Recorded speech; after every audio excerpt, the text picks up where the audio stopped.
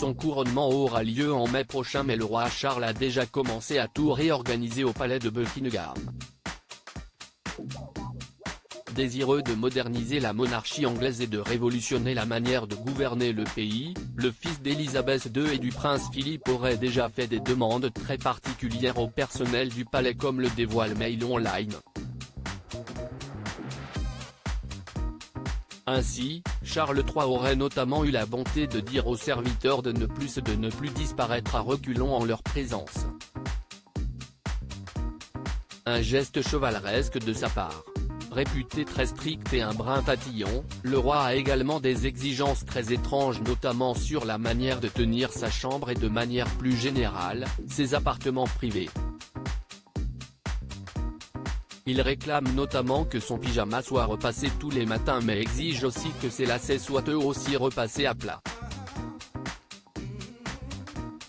Autre demande loufoque de la part du roi, le bouchon de sa baignoire doit être positionné d'une certaine manière, très précise. Lassée des petites manies de Charles III, une femme de ménage aurait récemment démissionné selon Mail Online.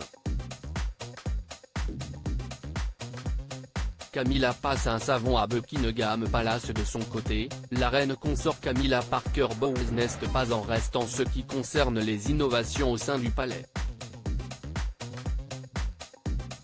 Visiblement maniaque et accro à la propreté, elle aurait ainsi fait une fixette sur les savons de Buckingham qu'elle estime pas assez chaleureux pour leurs convives.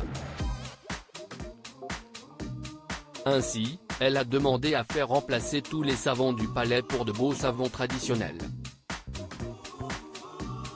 De plus, elle a indiqué que Buckingham Palace ne devait plus fonctionner comme ces genres de motels impersonnels que vous pouvez trouver sur une aire d'autoroute, et veille à réorganiser les demeures royales pour les rendre plus chaleureuses.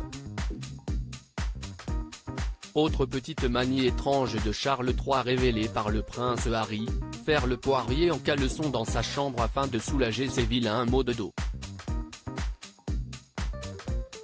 Cet exercice de gymnastique, prescrit par son kiné, était le seul remède efficace contre le mal de dos et les douleurs à la nuque qui lui empoisonnaient l'existence, dû principalement à de vieilles blessures du temps où il jouait au polo.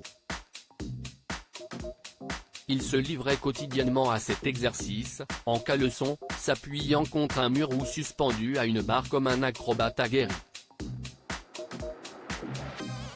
A ainsi confié le mari de Meghan Markle. Un exercice qui doit cependant être très drôle à regarder pour le personnel du palais.